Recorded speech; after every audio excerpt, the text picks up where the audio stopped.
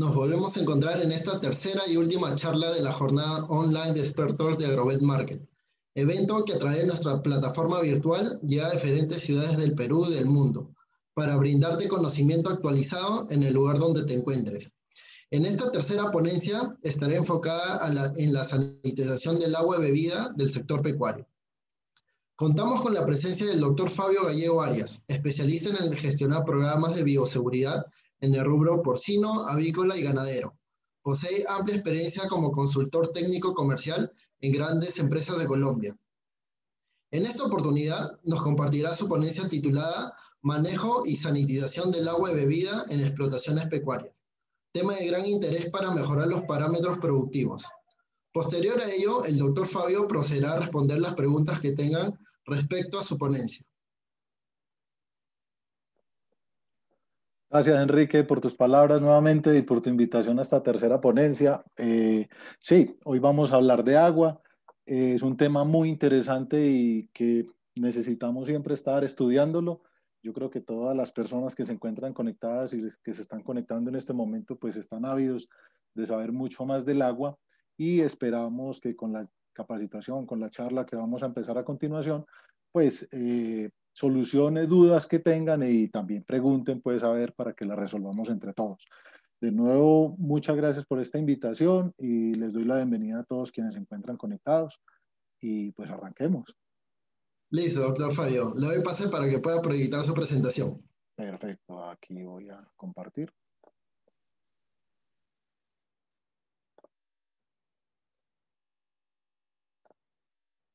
Creo que ya están viendo, ¿sí? Ok. Sí, correcto. Perfecto. Entonces, bueno, vamos a empezar, como decía Enrique, manejo y sanitización del agua de vida en explotaciones pecuarias. Entonces, para que nos vamos sintonizando, recordemos bien qué es bioseguridad y el agua juega un papel muy importante en lo que es bioseguridad. Entonces, bioseguridad es el conjunto de medidas y procedimientos encaminados a prevenir la entrada o salida de agentes patógenos de las unidades de producción o de procesamiento, almacenamiento, transporte de alimentos donde yo trabajo. Entonces, tenemos que evitar que a nuestras granjas entre o salga cualquier tipo de agente patógeno. ¿Y qué es un agente patógeno? Ya lo hemos dicho en las otras capacitaciones. Son virus, bacterias, hongos, esporas, algas, protozoarios, parásitos que pueden estar presentes en algún momento en la granja o en algún sitio de producción y tenemos que controlarlos, minimizarlos, ojalá eliminarlos por completo, pero siempre tenemos que estar mirando que no haya agentes patógenos que no nos causen enfermedades y mucho menos que estos agentes estén contaminando los productos que vamos a sacar de nuestras granjas. Entonces, ¿son vehiculizados por quién estos patógenos? Pues hoy vamos a hablar del agua, pues están vehiculizados o transmitidos por el agua. Ya vamos a ver la cantidad de agentes patógenos que puede contener el agua, que puede transportar el agua, ¿sí? También están vehiculizados por insectos, roedores, por los alimentos que ingresan a la granja, equipos, instrumental, vehículos, personas. Todo aquello que entre y salga de la granja puede traer o llevar agentes patógenos. Los estándares de calidad del agua potable, ya empezando a meternos en el tema del agua, dependen de los códigos alimentarios que tiene cada país y los niveles guía, que son como los parámetros que dan o los criterios para los diferentes usos del agua. Entonces dice las composiciones que debe tener y hasta cuánto es aceptable o hasta cuánto es permisible. Yo no estoy muy de acuerdo en lo de aceptable y permisible. Tampoco pues podemos tener un agua estéril a cada momento en nuestras explotaciones, pero sí tener lo mínimo posible de agentes patógenos es lo que nosotros estamos convocados a hacer el tratamiento para estas aguas. ¿Listo? Bueno, ¿qué es el agua?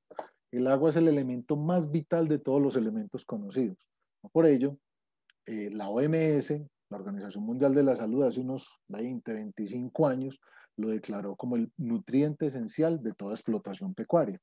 Y como tal debemos nosotros manejar el agua, como tal debemos tratarla. Y muchas veces, lo común, es que en las granjas muy poco se le da tiempo y se dedican a analizar qué pasa con el agua, cómo está el agua, qué está trayendo, qué tal calidad tiene.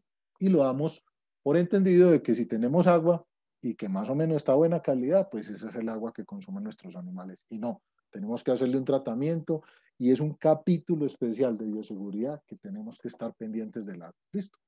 El agua que constituye la mayor parte del peso de nuestros animales, de los vegetales, inclusive de nosotros mismos.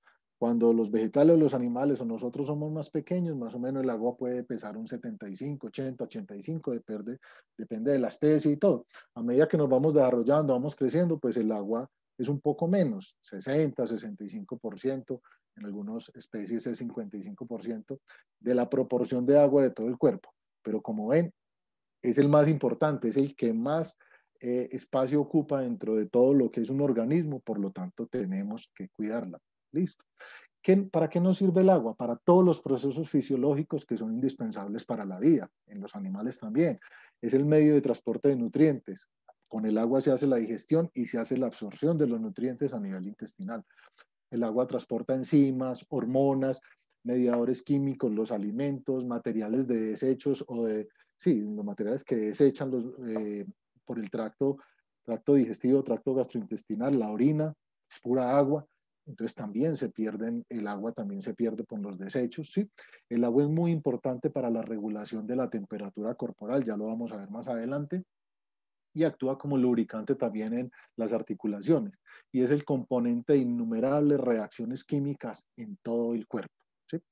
Y es paradójico, que fue lo que empecé diciendo, es paradójico que al ser el elemento más abundante en la Tierra y el elemento más abundante en los seres vivos, pocas veces le prestemos tanta atención o la atención necesaria y tanto en su uso como en su adecuado manejo y conservación. Y aquí vamos a tratar de dar todas las pautas para que manejemos muy bien el agua en nuestras granjas y en nuestros animales.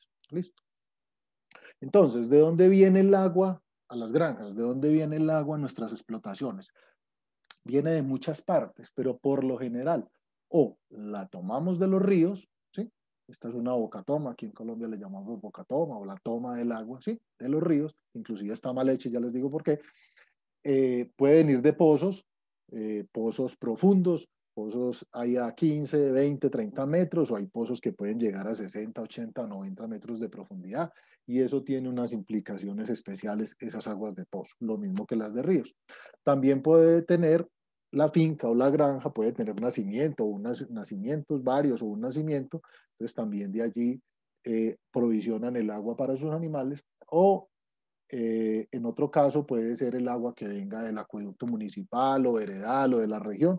Entonces, no por venir de un acueducto es un agua totalmente pura, totalmente potable, porque ya vamos a ver que hasta las aguas de los acueductos también tienen sus problemas. Listo. Para no pasar sin dejar de responder lo que les dije ahora, esta es una bocatoma del agua. El agua de los ríos no debería tomarse de la superficie porque es más contaminada. Tenemos que analizar qué tipo de río tenemos, qué tan caudaloso es y medir a qué profundidad es donde viene más limpia el agua. Por lo general a la mitad, en la porción media, pongámosle que la toma sea unos 2 metros de profundidad, debería ser más o menos al metro de profundidad, podría estar la mejor agua, pero eso solo se basa con análisis. Si cogemos de la superficie por lo general lleva mucho basura y muchos residuos que no se han hundido en el agua, pero entonces van a llegar a nuestra finca. Entonces hay que tener muy en cuenta de dónde se toma y a qué nivel se toma el agua que va a surtir nuestra granja. Bueno, importancia de la temperatura del agua.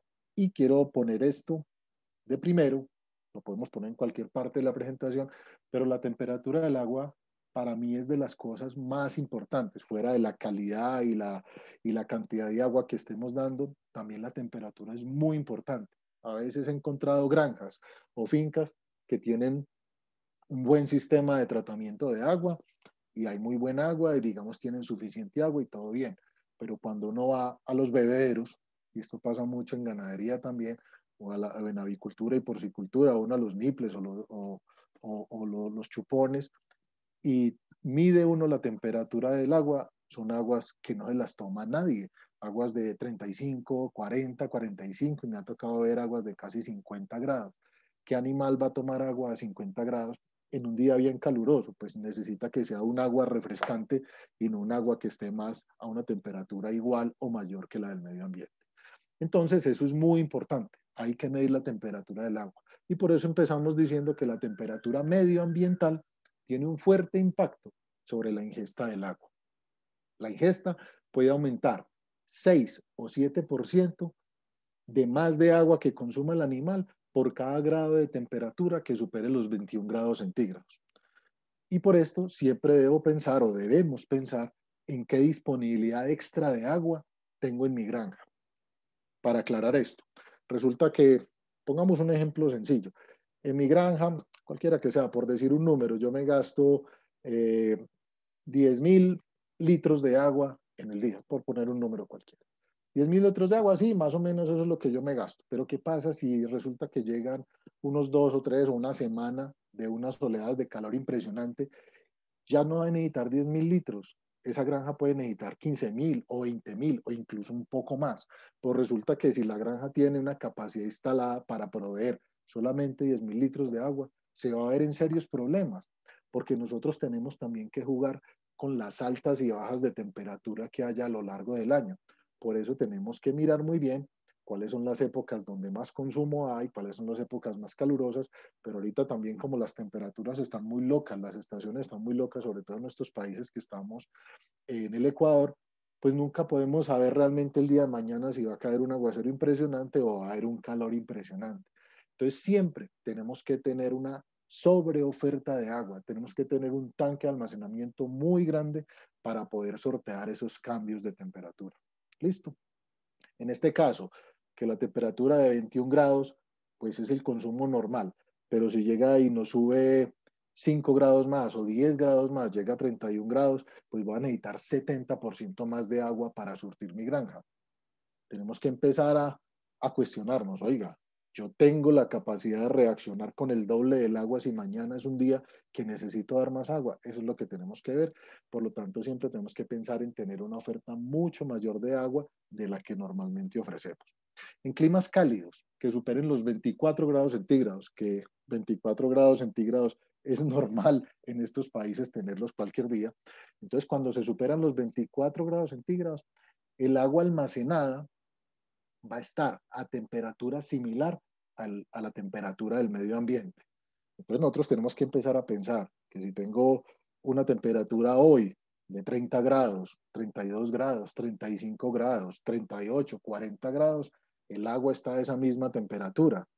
Entonces yo tengo que empezar a mirar, oiga, esa agua no se la están tomando los animales pues porque está caliente.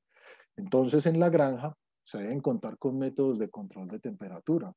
Puede ser que digan, no, pero entonces, ¿cómo quieren que yo enfríe? No, pero hay métodos donde yo puedo manejar una temperatura mucho menor que la del medio ambiente para poder dar un agua más fresca que la temperatura medioambiental. ¿Qué puedo hacer? Tener en los tanques de agua, cuando vaya a salir a toda la red de distribución del agua, yo debería tener unos paneles de enfriamiento. Unos paneles de enfriamiento es muy sencillo, ahorita lo vamos a ver en una foto. Simplemente tengo el tanque, tengo una motobomba que sube el agua y la deja caer sobre unas bandejas, donde esas bandejas, la de encima deja caer la más abajo, la de más abajo y la más abajo, y eso va enfriando grados de temperatura el agua, antes de que siga su rumbo y vaya hasta los corrales o donde tengo los animales. Otro tema es aislar los tanques. ¿Cómo los voy a aislar? Pues hombre, hago una estructura de cemento, una caseta, y entonces la luz directa del sol le da a la caseta y no le da al tanque como tal. Yo no debo tener tanques al aire libre, al sol y al agua. Los tanques deben de ser tapados en la medida de lo posible y deben de ser cubiertos de la luz directa del sol y de los rayos del sol. Entonces tengo que mirar dónde tengo mis reservorios de agua en mi granja, dónde tengo mis tanques, perdón, y cómo los voy a tapar y cómo los voy a proteger de los rayos del sol. Ahorita vamos a ver también los ejemplos en fotos. Hacer unos techos, que hacer un techo es lo más sencillo que hay. El techo me va a disminuir mucho porque el techo me va a reflejar la luz del sol y voy a tener una temperatura en el techo y también otra temperatura en el tanque. Tenerlos también, hay muchas granjas donde ya los tanques de reservas de agua los tienen enterrados en la tierra, los tienen bajo tierra. Entonces va a tener una temperatura mucho menor que la temperatura que está haciendo en el exterior. También a veces sobre todo esto es en ganaderías y en porcicultura también, donde se hace correr el agua por los bebederos a diferentes temperaturas. Esto se puede hacer manual o se puede hacer pues manejado electrónicamente, donde se deja correr el agua unos minutos y después ya llega y llega agua más fresca y todos los animales uno ve que ahí mismo llegan a los bebederos, toman agua, ellos ya después de tomar agua quedan tranquilos y al rato cuando vuelven a sentir agua, pues vuelve y se deja correr agua para que llegue más fresca. Entonces hay muchas cosas, eso es mucho de inventiva, pero lo importante es siempre proteger de la luz directa del sol, de los rayos del sol, los tanques y los reservorios de agua, para poder ofrecer agua fresca o lo más fresca posible. Eh, Cuando leía yo en estos días en los manuales o las guías de las casas que venden pollos, de las líneas que venden las líneas de los pollos, me ponía yo a ver y en la gran mayoría coinciden. En avicultura, la temperatura del agua de bebida ideal es 10-12. Hubo una casa que decía de 10 a 14 grados. Pero cuando yo estoy hablando de que la temperatura ideal del agua para los pollos es de 10 a 12 grados, ahí me toca trabajar muchísimo. Yo puedo llegar a una granja y la temperatura está a 18, 20, 25, 30. Estoy lejos de la temperatura ideal. Entonces, miren el estándar cómo debe ser. Miren lo que recomiendan las casas productoras de líneas de edades. Y ahí es donde uno dice, pucha, tengo que trabajar mucho para lograr tener un agua mucho más cercana a esos 10, 12 grados, que es lo que solicita, pues, o que es el estándar ideal para que consuman agua las aves. Aquí tenemos unos ejemplos, unos tanques, si vemos el tanque de la izquierda, esta es una avícola, y si alcanzan a ver, de pronto está muy pequeño, pero ustedes alcanzan a ver, las aves todas son con, con el pescuezo elevado, el pico abierto jadeando y tienen agua. Pero ¿qué pasa? Mire este es un tanque enorme, todo el día a los rayos del sol y fuera de eso es negro penetrando los rayos del sol y el calor. ¿Ustedes imaginan a qué temperatura puede estar esa agua en el bebedero del ave? Y tienen agua, uno puede decir, sí, es que yo les tengo agua, sí, pero ¿de qué calidad o a qué temperatura está? Ese tanque yo me atrevo a decir que puede estar 40, 45 grados o más, entonces pues las aves se están deshidratando, a pesar de tener agua, pues que el agua que está corriendo por los bebederos está a 45, 50 grados, no podemos tener este tipo de situaciones. En el tanque de la mitad, digamos que es algo más artesanal, le hicieron una estructura encima del tanque, le pusieron una malla, un angeo, una polisombra que llamamos aquí, pero digamos es muy delgada, entonces logra matizar un poquito los rayos solares, pero no es tanto porque alcanzamos inclusive a ver el letrero del tanque, pero de no tener nada es mucho mejor tener esto. Entonces yo le hago una estructura, coloco una polisombra y ojalá esas polisombras que son como una tela perforada, y las polisombras tienen color negro o color verde por una parte y por el otro lado o azul, por el otro lado hay unas que tienen un recubrimiento como metalizado, entonces el recubrimiento metalizado lo ponemos hacia afuera para que los rayos del sol caigan y los refleje y pueda tener unos grados de menos esa agua. Como les digo, no es lo mejor, pero pues ya son ideas que la gente va haciendo tratando de minimizar la temperatura que tiene el agua para sus animales. Si vemos a la derecha, este tanque en estas vacas es un lote de vacas que está en un potrero o en un establo. Si miramos, es un tanque de agua, digamos que sea relativamente grande, pero es metálico. Está a la luz del sol porque no tiene techo. Si miran, los alrededores del tanque están totalmente sucios y el agua en el fondo está llena de sedimentos y está muy sucia y el tanque apenas está por la mitad. Entonces uno que dice, ah, sí, yo le tengo un tanque de agua a mis vacas, yo no tengo problema, pero lo tiene al sol. Entonces un agua que está caliente, está hirviendo porque fuera de eso es metálico, entonces se calienta mucho más. Si vemos, todas las vacas están ahí alrededor del tanque como con ganas de tomar, pero que van a tomar un agua caliente. Solo la primera de aquí de la derecha se arriesgó y está tomando agua caliente y la otra escasamente, la del fondo, está oliendo el agua. Entonces uno dice, ¿de verdad estoy dando la suficiente cantidad de agua y la calidad que necesitan, incluyendo la temperatura para que los animales la consuman? Eso es lo que tenemos nosotros que empezar a afinar el ojo y empezar a... Recuerden cuando los que han estado en las anteriores charlas, si esto es de mucha observación, dedicarle tiempo a la observación. Listo, tengo agua, tengo suficiente agua, digamos que sí. La calidad del agua, ¿qué tal está? ¿La estoy tratando? ¿No la estoy tratando? La temperatura del agua, ¿qué tal está? Es muy común que los bebederos de vacas todavía hay muchos que no tienen flotador, entonces el agua disminuye y si no hay un flotador, pues se acabó y esperando el día que pase o cuando se acuerde el operario de ir a abrir el grifo del agua para volver a llenar ese tanque. Entonces, ese tipo de cosas son las que no pueden suceder. Okay, bueno, consumo de agua por especies, ya lo hemos hablado un poquito. Entonces, los pollos consumen el doble de agua que de alimento. Esto es un estándar como para llevarnos una idea general. Cada uno en su explotación sabe cuánto realmente es el consumo, pero en general, si es pollos, consumen el doble de agua que de alimento. Si son aves de postura, se habla de 3 veces más de agua que de alimento. Pero todo depende del tamaño de las aves, del sexo de las aves, en este caso que estamos hablando de aves, y la proporción puede variar mucho, sobre todo por el clima, por la temperatura, por el calor que esté haciendo. Entonces hay que tener muy en cuenta eso. En cerdos de ceba el consumo de agua se habla que por lo general es el triple que el de alimento, mientras que las cerdas lactantes pueden consumir muchísima más agua. Una cerda lactante, depende del peso, del número de crías que tenga, puede consumir mucho más de 45 litros de agua al día y una cerda, hay cerdas que yo he visto que consumen 80, 90, inclusive hasta los 100 litros de agua al día. Entonces, por eso es que uno dice, tengo el agua suficiente y de la suficiente calidad para estar alimentando a mis animales. Es lo que nos tenemos que cuestionar. Los bovinos de engorde hablan, o la estadística es del 10 al 12% de su peso es lo que consumen en agua al día. No dice un bovino, pagamos para hacer la cuenta fácil, bovino de 500 kilos. Entonces de 500 kilos, si consume el 10 o el 12% de su peso, pues consume 50 o 60 litros al día. Y uno dirá, para un bovino es muy poquito, sí, pero es que recuerden que si son bovinos en pastoreo, el pasto les está aportando muchísima agua. Entonces el agua que traen en su alimentación normal, que es el pasto, es una cantidad apreciable, más la otra que ellos tienen que consumir como agua como tal. Entonces, ahí ya estamos viendo que un bovino consume más de 100 litros de agua al día. ¿Sí?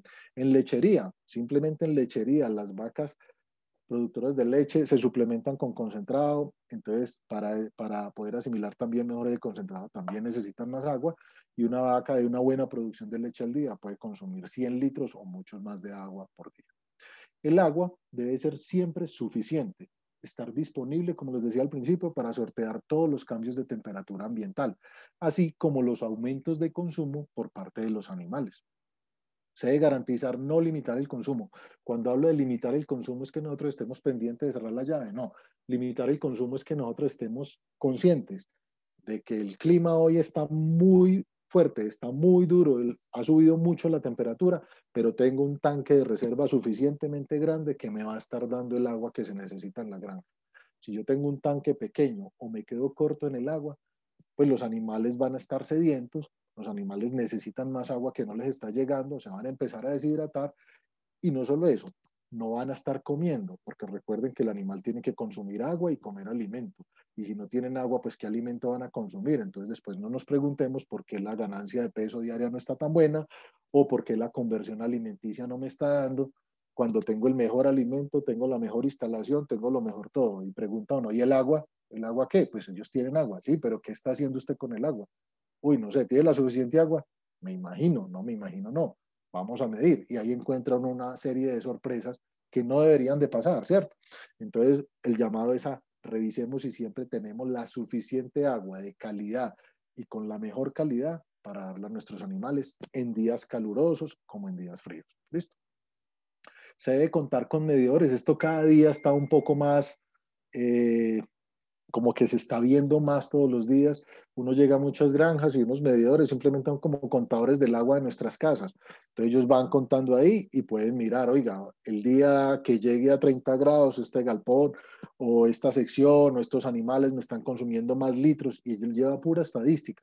Y con esas estadísticas es cuando uno empieza ya a jugar y a decir, bueno, tengo el agua suficiente, no tengo el agua suficiente, tengo que construir otro tanque, tengo que mejorar mis tanques, tengo que mejorar la llegada del agua a estos sitios de producción. Entonces es muy importante que tengamos medidores de agua en las diferentes etapas productivas. Bueno, condiciones que modifican el consumo de agua. Esto es muy importante. Tamaño de los animales. Tamaño de los animales, edad, sexo, estado fisiológico, nivel de producción. Esto es lo que me va a determinar cuál es el consumo de agua. ¿Sí? Digamos, Si son animales en producción de leche, lógicamente ya lo vimos, tienen que consumir mucha más agua. Cantidad y calidad del alimento consumido. Si yo necesito que un cerdo o una cerda me esté consumiendo a esta etapa productiva, me está consumiendo tal cantidad de kilos de alimento, pues yo tengo que tener la suficiente agua para que me lo consuman. Si no, pues no me lo van a consumir, ¿cierto? El nivel de ganancia de peso que yo espero en estos animales, pues tengo que estar mirando si tengo tanto el alimento como el agua para obtener esa ganancia de peso y que el agua sea de calidad, la temperatura, sin microorganismos, que sea agua filtrada, bueno, todo ese tipo de cosas, ¿sí? Lo mismo que la composición química y física del agua, las condiciones climáticas, la temperatura ambiental, la temperatura del agua, el diseño de las construcciones de todo el sistema de agua, de bebida, todo eso son condiciones que me modifican el consumo de agua por parte de los animales. E independiente del sistema de agua de bebida que yo tenga instalado, tenemos que tener muy en cuenta la altura de los bebederos, la altura de los puntos donde toman agua los animales, que tengan también el espacio adecuado. Ahorita veíamos ese tanque en ganadería donde escasamente podían llegar 4 o 5 animales a la vez, pero detrás veíamos 20 animales más, pues no tengo el suficiente espacio, por lo tanto va a haber aglomeración, les va a tocar hacer fila, les va a tocar esperar, y si se acaba el agua con los primeros, entonces los segundos ya no van a tomar agua. Eso todo es de como de lógica, es de puro análisis, empezar a mirar y dedicarle un rato a mirar. Estoy ofreciendo la calidad del agua que es, de pronto sí, ya tengo un buen tratamiento y de pronto mi agua está muy buena para ser consumida.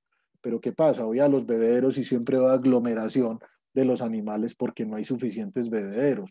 O el bebedero está soltando muy pequeña cantidad de agua, no lo suficiente para que el animal consuma de acuerdo a la especie. Entonces me toca mirar, oiga, ese no es el bebedero para este tipo de producción. O el bebedero se acaba o se tapa. Hay que mirar todas esas cosas para que no fallemos y podamos dar el agua que necesitan, la temperatura, el caudal de agua, que es lo que está hablando en este momento, para poder garantizar que los animales consuman su alimento y también consuman el agua para poder procesar ese alimento. ¿Listo? Bueno, aquí vemos unas fotos también donde vemos unos lechones, esta fue una porcícola, unos lechones donde los lechoncitos están con un niple de un animal adulto. Entonces, cuando el lechón se asusta, cuando hunde ese niple sale un chorro gigante de agua y el lechoncito está muy chiquito.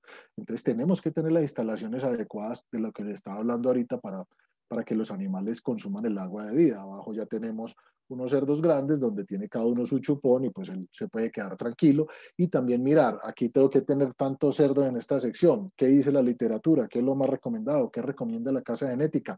Que tenga cada uno su chupón, un chupón por cada 2 cerdos. No sé, lo tienen que revisar muy bien.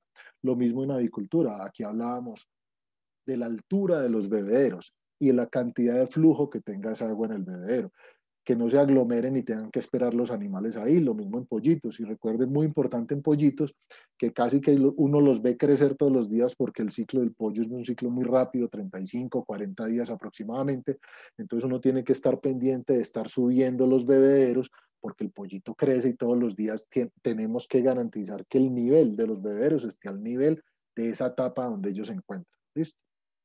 Arriba también vemos ya un tanque donde vemos 4 bovinos consumiendo perfectamente, pues es un agua súper rica porque uno la ve súper limpia, el bebedero está nuevo, entonces uno dice, yo tomaría esa agua y lo que tenemos que llegar en un momento determinado es nosotros decir en nuestras explotaciones pecuarias, oiga, yo tomaría esa agua, porque el agua se ve muy bien, el agua apetece tomarla, el bebedero está bien, el agua tiene la temperatura ideal, tiene la calidad ideal y lo importante es que uno piense, yo tomaría esa agua. Cuando uno piensa eso es porque uno tiene muy buena calidad del agua en su fin, pero no como el agua de abajo de esas vacas, que es lo más común y esto está pasando comúnmente también en ganaderías. La gente las tira de viveza y dice, no, no, no, yo soy muy inteligente, yo cojo y parto, consigo un bebedero muy grande y lo pongo para que ese bebedero me sirva para 2 corrales o me sirva para 2 potreros. Y vea lo que pasa. Un día caluroso, mediodía, se amontonan todos los bovinos en el bebedero. ¿Cuántos realmente pueden beber ahí? 4, máximo 5 animales pueden meter la cabeza en ese bebedero. La otra mitad del bebedero se está perdiendo hasta que los animales llegan al otro lado. Entonces eso no es inteligente. Eso es ahorrarse unos pesos por poner un bebedero para que sirva para 2 corrales, cuando lo que estoy haciendo es un mal para los animales. Estoy perdiendo medio bebedero y aglomeración al otro lado. Y si ustedes miran, tiene muy poquita agua, quiere decir que es un bebedero que tiene que tener operario que vaya y lo llene porque no hay flotador por ningún lado. Entonces, ¿qué pasa? Las 4, 5, 6 vacas o bovinos que entren ahí a tomar agua se llevan toda su agua y lo que queda es el fondo para los demás. Entonces, no podemos hacer eso. Va a haber una abstinencia de consumo de agua, van a estar deshidratados, no van a comer y van a estar esperando a ver cuándo se vuelve a llenar ese bebedero para poder tomar. En bovinos es más grave porque un bovino se puede consumir 50 litros de agua en un minuto. Lo normal es 30 o 40, pero un bovino grande puede consumir 50. Entonces, si son 5 bovinos, se tomaron 250 litros y acabó el bebedero y ahí quedó. Entonces, tenemos que tener esa sensibilidad de saber qué estamos haciendo mal para poder corregirlo. No importa la especie con la que estemos trabajando. Siempre tenemos que mirar, de acuerdo a la especie, qué es lo que necesitan y nosotros adecuar todo a la necesidad de esa especie. ¿Ok? Bueno, ¿por dónde se pierde el agua? No solo es consumo de agua, también es la pérdida de agua. ¿Por dónde pierde el agua los animales? Pues hombre, la pérdida de agua es principalmente por respiración. El solo hecho de respirar está haciendo que haya evaporación de agua, se pierde agua por la transpiración o sudoración y por la excreción, como decíamos ahora al principio, a través de la orina y la materia fecal. Entonces, no es que yo le dé el agua que necesita y ya, pero ¿qué pasa si el día muy caluroso está respirando más? Como decíamos ahorita, el agua, las aves estaban jadeando y puede que tengan agua, pues el agua está hirviendo, entonces no podían tomar porque se está perdiendo solo por la respiración, por el jadeo, por la transpiración o el hecho de orinar o defecar, ya está haciendo que el cuerpo elimine agua. Tengo que tener agua suficiente para esos animales. Las características de la pérdida del agua cambia dependiendo del medio ambiente y la humedad. Y este es un ejemplo clave que lo tenemos que llevar en la cabeza. La pérdida de calor por evaporación en un pollo es el 12% si la temperatura ambiental está a 10 grados centígrados. Temperatura 10 grados centígrados que trata de ser fría, ¿sí? Y la evaporación de ese pollo es el 12%. Pero ¿qué pasa cuando llega de un día para otro y sube la temperatura a 30 grados centígrados? La evaporación pasa del 12% a ser un 50%. Entonces ahí tenemos en cuenta que ese pollo va a necesitar muchísima más agua para poder compensar todo eso que está perdiendo por evaporación, por calor. Entonces ahí es donde yo les digo, tenemos siempre que tener en la cabeza, y no me voy a cansar de repetirlo toda la charla, tenemos que tener la suficiente agua para estarle proveyendo a nuestros animales el agua que necesitan en días supremamente calurosos. ¿Listo? El exceso de niveles de elementos inorgánicos, hay muchos elementos, pero por nombrar algunos, el sodio, el potasio, cloro, aumenta, y sobre todo cuando son en sales, aumentan la ingesta del agua. Si el agua tiene esos elementos inorgánicos o tienen muchas sales, aumentan la ingesta de agua, pero también se aumenta la humedad en las heces. Entonces es contraproducente, porque la calidad del agua tiene que ser óptima, no podemos estar dando elementos que nos hagan que haya más consumo de agua, pero también que la eliminen más. ¿Sí? Entonces ahorita vamos a ver un poquito de qué son todos los elementos que contiene el agua. Tenemos que mirar también la calidad del agua en las fuentes y reservorios. Entonces aquí nos devolvemos para la primera diapositiva con las fotos que les mostré. ¿De dónde viene el agua a las granjas? Yo la tomo del río, al lado de mi granja, de mi finca pasa un río, o por medio de mi finca pasa un río, de ahí yo tomo el agua, o simplemente yo tengo dos pozos o un pozo muy grande que lo hice hace muchos años, es un pozo profundo, entonces de ahí saco mi agua, pero tenemos que mirar que dependiendo de la fuente de donde yo tomo el agua para mi explotación, también tengo unos desafíos, porque la concentración de elementos dentro de esas aguas, la concentración de sales, la concentración de minerales y de patógenos, está muy relacionado a de dónde saco yo el agua. Entonces, el agua pura en el medio ambiente no se consigue o no se encuentra en la naturaleza, absolutamente pura. Normalmente, si yo, inclusive, y esto va muy a, si yo tengo varios puntos de captación de agua de mi finca, normalmente tampoco esos 3 o 4 puntos o 2 puntos tienen la misma calidad de composición del agua. Siempre las aguas de cada punto es muy distinta a la de otro punto, a la de la finca enseguida, de lo que sea. Siempre son aguas diferentes, porque Si es por el río, pasa por otro lado, la boca toma está por otro lado, y si es de pozo, los pozos a determinada profundidad son diferentes calidades de agua. Entonces siempre el agua va a ser muy diferente de un lado del otro. Si son aguas subterráneas o aguas de pozos, se ven afectadas, ¿por qué? Por las rocas que encuentran en su camino, porque recuerden que los pozos son 15, 18 metros los más superficiales y van a 30, 40, 60 metros los profundos o más. Entonces van a atravesar tierras, van a atravesar rocas, van a atravesar arcillas, van a atravesar muchas cosas y todo eso va llegando hasta la final donde está el agua o el acuífero y allí van a tener una composición de acuerdo a lo que filtró desde la superficie hasta abajo, ¿sí? Y también depende mucho de la profundidad que esté el pozo. Mientras que el agua superficial se ve afectada por contaminantes ambientales, en suspensión en el aire o en el suelo, lo que le cae a esa agua superficial si es en un río, ¿sí? Materia orgánica en descomposición, minerales eliminados por el crecimiento vegetal debajo del agua o en las orillas del agua.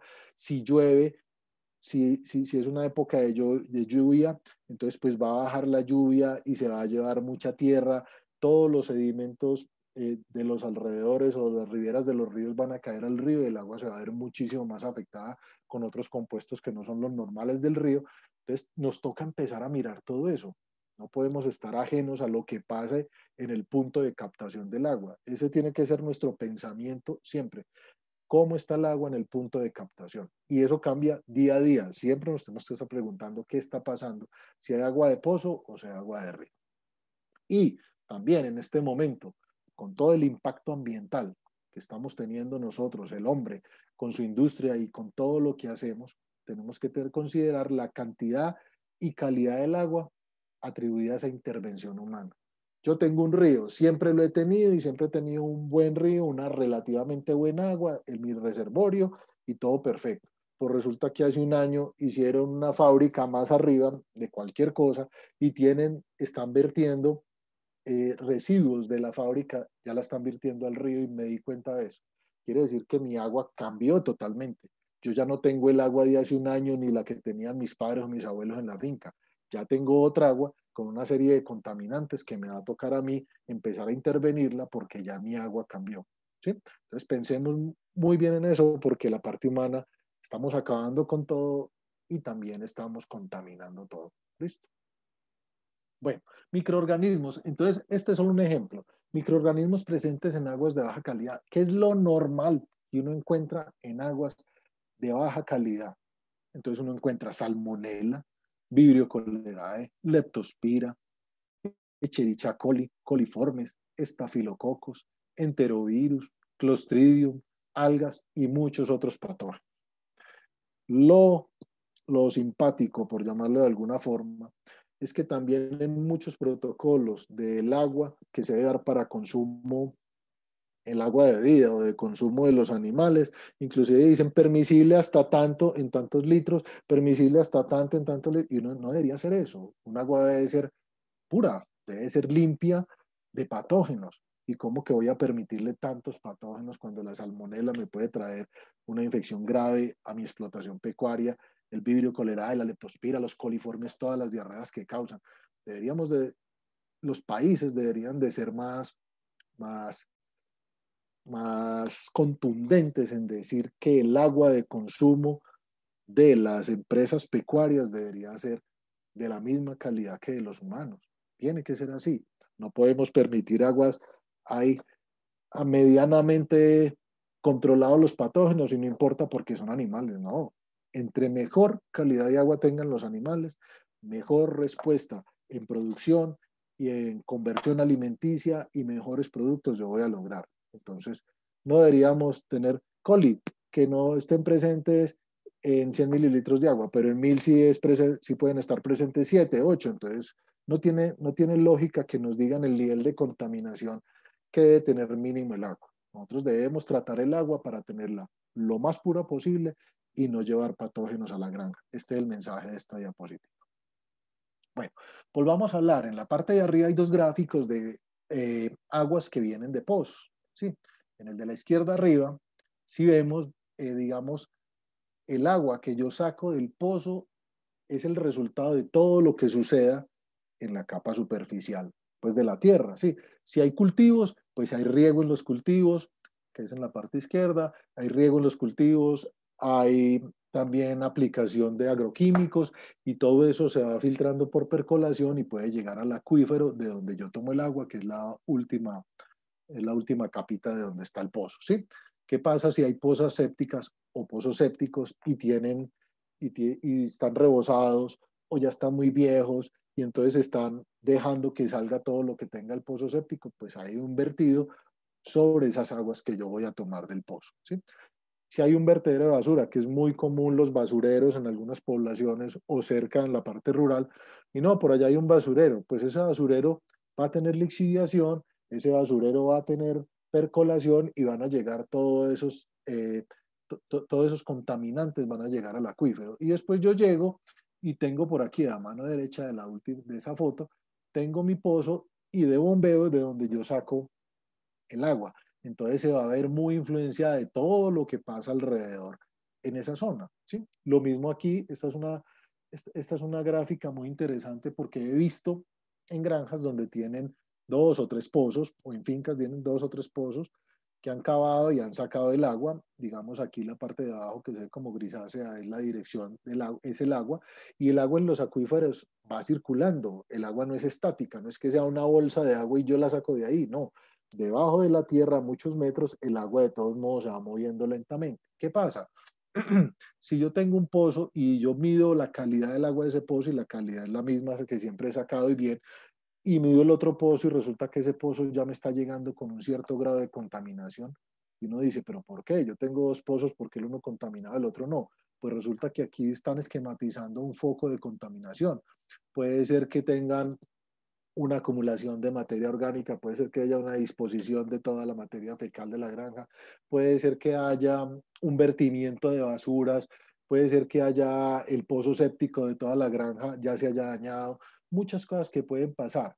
Y entonces todos esos residuos van permeando las capas de tierra hasta que llega al agua, y cuando yo llego a tomar, como el agua va andando debajo de la tierra, pues me va a contaminar este pozo. Este pozo no le pasó nada y sigue teniendo la calidad siempre, pero este pozo ya está contaminado por lo que pasó de un foco de contaminación. Entonces hay que tener todas esas cosas en cuenta para poder garantizar que tenga una buena agua. Y aquí en las fotos de abajo, cuando yo son aguas superficiales, como aguas de río, pues aquí en el río de la izquierda lo vemos un poco más claro, es un agua más oxigenada porque está un poquito más turbulento por las piedras, pero digamos que es más cerca del nacimiento, es un agua más pura. Pero mire esta boca toma en este río, ya es un agua calmada, un agua que tiene sobrenadantes, es un agua que tiene algo debajo del agua que es como blancuzco y después se ve verdoso. Entonces esa no es una muy buena calidad de agua. Y fuera de eso, la boca toma está a nivel superficial donde me lleva todos los sucios que lleva en la superficie. Entonces hay que identificar muy bien de dónde tomo yo el agua para poder tomar de la mejor parte donde yo vea que hay una mejor calidad de esa agua. Pues me toca hacer muchos análisis, tengo que llamar a alguien que me haga a nivel superficial a 50 centímetros, a un metro, a metro y medio, a 2 metros, dónde está la mejor calidad del agua.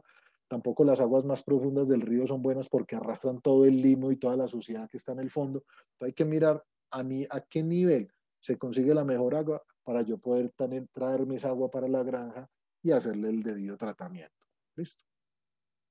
Bueno, perdón que me pasé. Aquí ya están los reservorios. Entonces, yo tomo el agua, sea de río o de pozo, pero tengo que tener un reservorio en la granja y un reservorio grande. Si nosotros vemos esta foto de arriba de la izquierda, este es un reservorio muy grande para una avícola también, que es muy grande. Lo único que yo sí le veo mal a este reservorio es que no está cubierto. Es un reservorio al sol y al agua. El sol le está dando directamente, y al estar directamente dándole el sol, pues puede haber mucha formación de algas y otros microorganismos fuera de los que trae pues el agua, digamos que esta sea un agua traída de un río. Cuando yo saco el agua del río, el agua de pozo, yo la tengo que llevar a mi reservorio, el de mi granja, el de mi finca. Y ahí es donde yo le hago el tratamiento. Este tanque madre, por llamarlo así, en este tanque es donde yo hago el tratamiento del agua y hago la purificación del agua. Por lo general, ahorita vamos a ver un poco más adelante los productos que más se utilizan, pero digamos, si yo cloro el agua y yo hago tratamiento con cloro, Si esta agua viene del río y yo no le echo ningún proceso de filtración, pues está llena de materia orgánica, está llena de sólidos disueltos en el agua y yo le echo el cloro, pues lo van a absorber todas esas estructuras que hay en el agua, que no son benéficas y que no son comestibles ni nada, sino que yo las tengo que limpiar y el cloro que yo le eche se va a degradar y el agua no va a quedar purificada. Entonces, cuando yo la llevo a este sitio, ideal que el agua que llegue al pozo madre o al, pozo, o al reservorio grande que yo tengo en la granja, debería ya de haber tenido un proceso de filtración, al menos para quitarle todas las partículas y todo lo que tiene de suciedad o de mugre. Para eso hay unos tanques como los vemos a la derecha, que son los tanques de atrás. Esos tanques de atrás tienen una serie de arcillas, una serie de arena o carbón para pasar el agua que viene, los paso por ello, por filtración, me quita las partículas gruesas, las partículas densas y me deja un agua muchísimo más limpia, no pura ni purificada, sino un agua mucho más limpia, donde queda un agua también más clara. Pero no podemos permitir, en la foto de la izquierda de la derecha, tener granjas con este tanque. Esta la mostré en la anterior charla, porque es de una granja porcícola aquí en Colombia y el tipo saca pecho y dice, es que yo tengo mi tanque reservorio de agua, pero mire la calidad del agua, eso es pantano. Entonces yo le digo, venga, pero es que ahí es barro disuelto. Ah, eso siempre ha sido la calidad del agua aquí, eso no se preocupe, doctor, que esa agua es de muy buena calidad. ¿Qué calidad de agua tiene ahí? O sea, usted solo con ver ese tanque puede imaginarse el resto de lo que pasa en la granja, puede imaginarse qué nivel de parámetros técnicos y zootécnicos tiene esa granja. Ahí no hay nada, no hay que investigar más, no hay que ir a ver los animales, porque uno con esta calidad de agua, eso lo dice todo. Entonces no podemos tener un tanque con esta agua sin hacerle un primer filtro a esa agua, y si el agua viene muy sucia porque es de río y siempre trae sedimentos, pues primero la bocatoma está mal puesta porque está arrastrando todos los sedimentos del río. Segundo, el señor no le está haciendo ningún proceso de filtración y acondicionamiento de esa agua. Tampoco la puede clorar y se jacta de que utiliza algún tipo de cloro, pero ya el cloro no sirve ahí. El cloro se inactiva en esa presencia de materia orgánica, en esa presencia de mugre, por decirlo así. Entonces no hacemos nada. Por lo tanto, el cloro no va a funcionar aquí ni va a llegar a los bebederos. El agua siempre va a estar mal. Entonces tengan muy en cuenta eso. Todo va encadenado. Yo no puedo hacer cosas a la loca. Tengo la bocatoma en río o tengo el pozo, hay filtros que se le conectan a los pozos o hay filtros que se conectan a la bocatoma o estructuras que se organizan en la bocatoma o en el filtro, o perdón, en el pozo, para que cuando empiece a bombear esa agua hacia mi tanque madre ya llegue filtrada. Si no, me toca filtrarla para después purificarla o aplicarle algún producto para quitar los microorganismos y después darla a consumo. Entonces, hay que empezar a pensar. Si no lo tenemos, tenemos que empezar a pensar cómo lo vamos a hacer. Pero esto no es permisible. No puedo tener aguas de este tipo que es pantano. Y esta es una muy buena presa, por decirlo así, de agua, un muy buen tanque, pero también falta hacerle acondicionamiento, que tenga un cubrimiento y que haya sido filtrada antes de que llegue al reservorio para yo poder tratarlas todas las mañanas, porque uno trata por las mañanas si es que es un tratamiento diario o si tengo equipos para tratarla, pues el agua ya tiene que estar libre de todos esos gramos, de todas esas partículas gruesas para poder que el cloro o los productos que vamos a ver ahora empiecen a funcionar bien, ¿sí? Para eso hay tanques, como les digo, los de aquí de la derecha. Después de eso ya hay tanques de reservorio como tal y después de los tanques de reservorio, que es donde yo trato el agua y dejo actuar el producto que yo elegí, pues ya el agua se va por todos los conductos hasta los tanques secundarios, si es que tengo tanques para cada galpón, o va directo a los bebederos, pero ya es un agua tratada. Listo. Este es otro tanque, el de abajo a la derecha, es un tanque bajo tierra, es un tanque mucho mejor porque no está recibiendo los rayos directos del sol, es un tanque donde el agua va a estar a una temperatura mejor, llega desde el pozo, la traen hasta aquí y de aquí pasa por como un canal y llega a una plantica de procesamiento del agua. Bueno, todo depende cómo lo quiera hacer y es lo que la gente se imaginó en su momento y por lo general nos toca trabajar con estructuras muy antiguas que hacían todo muy empíricamente, pero hay que buscarle el lado a ver cómo voy organizando mis conductos de agua y mi proceso del agua para que me quede mucho mejor, que es lo que vamos a ver a continuación. Bueno, entonces, la calidad microbiológica del agua se debe medir en muchísimos puntos de todo el circuito que tengo, ¿sí? desde la fuente o la bocatoma, ¿sí? O sea, desde el río, desde el pozo, los tanques donde recibo esa agua, a lo largo del circuito que conduce el agua hasta los bebederos o niples, por la diferente contaminación microbiana que se encuentra a todo lo largo de la red. No se trata de que yo trato mi agua en el tanque madre o en el tanque gigante, pues con que yo surto mi granja y listo, y yo ya tranquilo. Pues no, aquí nos vamos a meter en un tema que se lleva varias diapositivas, pero es muy importante, que se llama el biofil.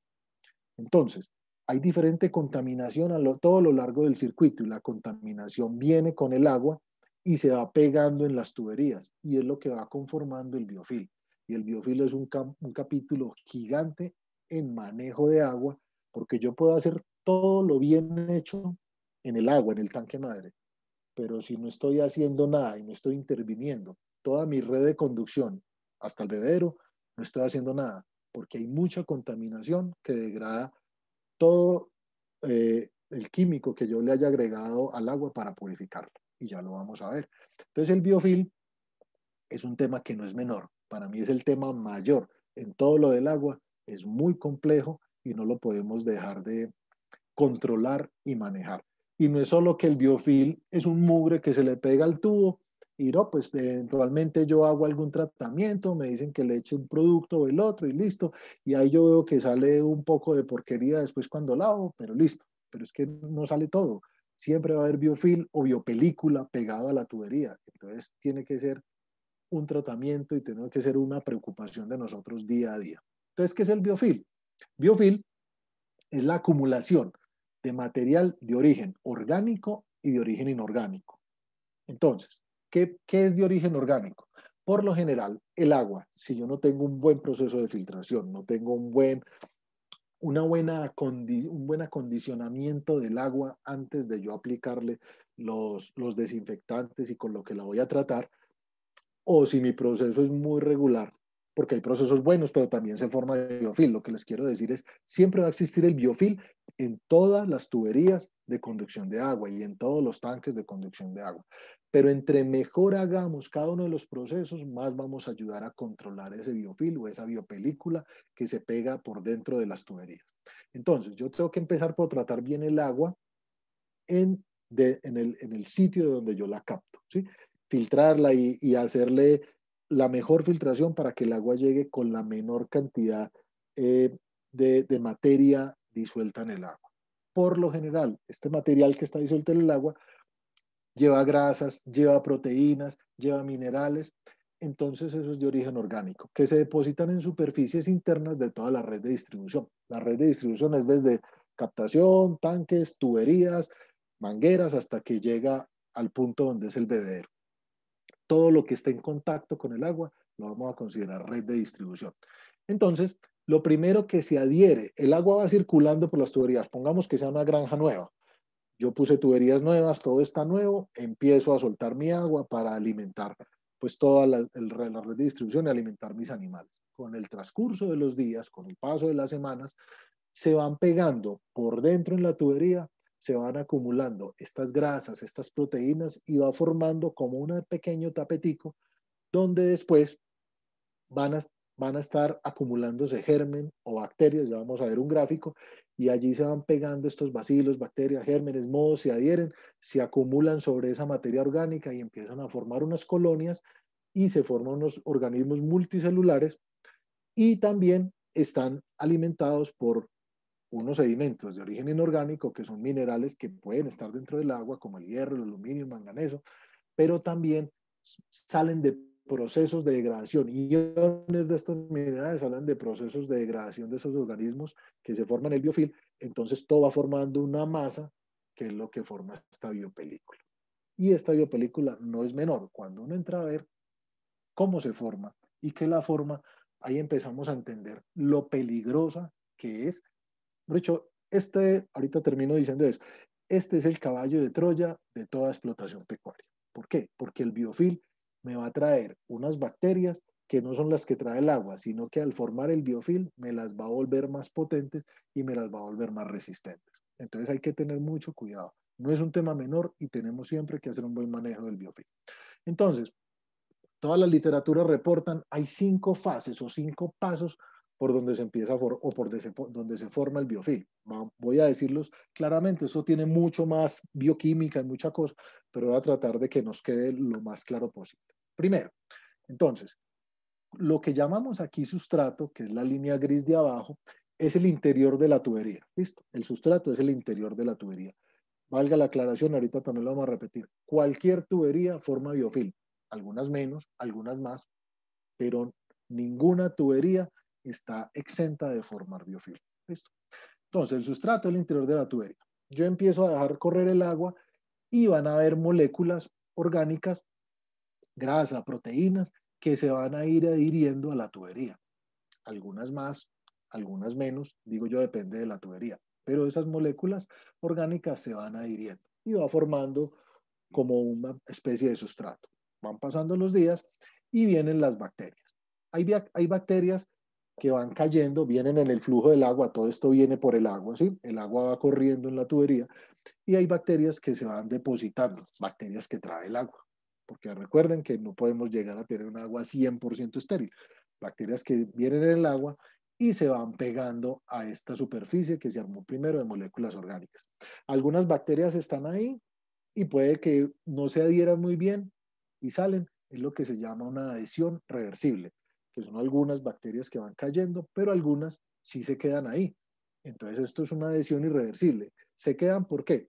Porque las bacterias, cuando llegan y entran en contacto con estas moléculas orgánicas en ese tapetico que se está empezando a formar, empiezan a secretar unas sustancias poliméricas extracelulares, que es esta aquí, EPS.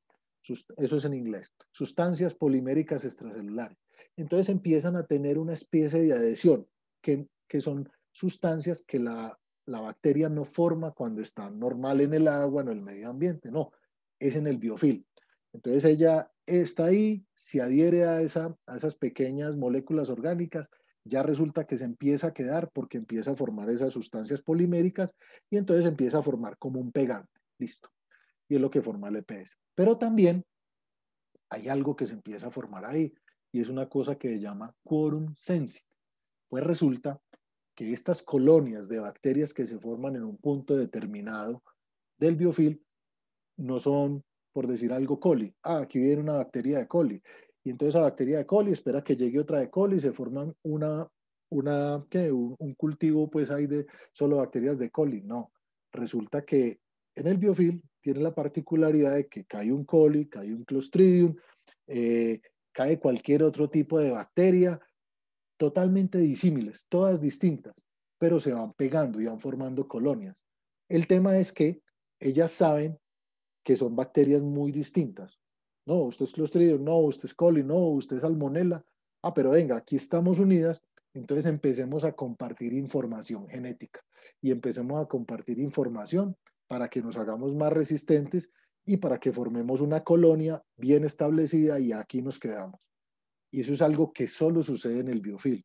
Entonces, el biofilm es una serie de acumulación de muchísimas bacterias, inclusive hay hongos también ahí metidos, donde todos empiezan a comunicar químicamente y empiezan a darse órdenes para que todos actúen como un solo microorganismo, a pesar de que está formado por bacterias muy disímiles. Entonces empiezan a secretar más sustancias poliméricas extracelulares, se empieza a formar una masa que es gelatinosa, que es cuando uno toca con el dedo el tubo por dentro, uno ve que eso es baboso, entonces esa baba es lo que empieza a formar ahí todo el exterior y se empiezan como a encapsular, se empiezan como a proteger. Y compartiendo información. Venga, yo le comparto información de mi ADN con usted, mi otra información de su ADN para acá, y empiezan a volverse superbacterias, las llamaría yo, así no está en la literatura, pero empiezan a coger lo mejor de cada una para estar ahí y formarse y quedarse viviendo ahí. Entonces eso es el EPS y el quorum sensing, que es la transmisión de información genética. Entonces, ya cuando están establecidas, dicen, listo, ya estamos establecidas, estamos muy bien adheridas, formamos una matriz de polisacáridos, porque ellas también empiezan a secretar polisacáridos, forman una matriz y entonces ahí se quedaron. La matriz es como si formaran un exoesqueleto. Y ahí se quedaron, ahí se pegaron y empieza su multiplicación tranquilamente y se quedan ahí y ahí es cuando llega el proceso de maduración del biofil. Que ustedes vieron que todo es muy pegado a nivel del sustrato, pero el biofil ya empieza a levantarse y ya lo vamos a ver cómo es en la vida real, pues en una foto, pero entonces empiezan a formar colonias. ¿Qué pasa cuando se empiezan en la maduración del biofil? Pues que empiezan a tapar el paso del agua. Entonces cada vez voy a tener menos presión del agua, cada vez le va a llegar menos agua a los bebederos y fuera de eso, pues este biofil que ya está maduro, llega un momento en que ellos dicen hay que soltar células o hay que desprender células o simplemente si hay eh, cortes de agua y los cortes de agua y otra vez volver a poner el agua llega con un poco más de fuerza y también arranca o pedazos del biofil o desprendimiento y lo que hacen esas bacterias es irse de esta colonia a formar otras colonias más adelante y a volver a hacer la replicación. Entonces el biofil es de nunca acabar porque se está reproduciendo y me está formando más y más y más.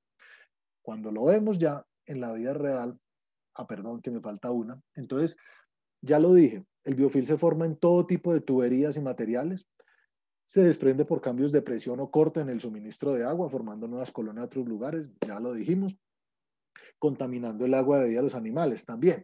Si hay bacterias que se están desprendiendo y las bacterias ya se volvieron más poderosas, se volvieron más resistentes, formaron su matriz extracelular, pues va también a ir en el agua de vida de los animales y también me va a contaminar los animales. Entonces ahí es cuando uno ve, cuando la gente no hace buenas pruebas de laboratorio y cuando la gente dice yo meto y meto antibióticos y sigo con la diarrea y no, ya traté el agua, pero es que sigue la diarrea, es que no es tratar el agua y cómo están sus tuberías. Eso solo se sabe cortando las tuberías y mirando cuál es la cantidad de biofil que se encuentra en las tuberías de la granja. Es un tema, no es un tema menor, es un tema mayor y tenemos que tenerle mucho cuidado. Entonces, el biofil disminuye el diámetro de las tuberías, que fue lo que dije ahorita, interfiere en la administración y dosificación de medicamentos y obstruye los bebederos.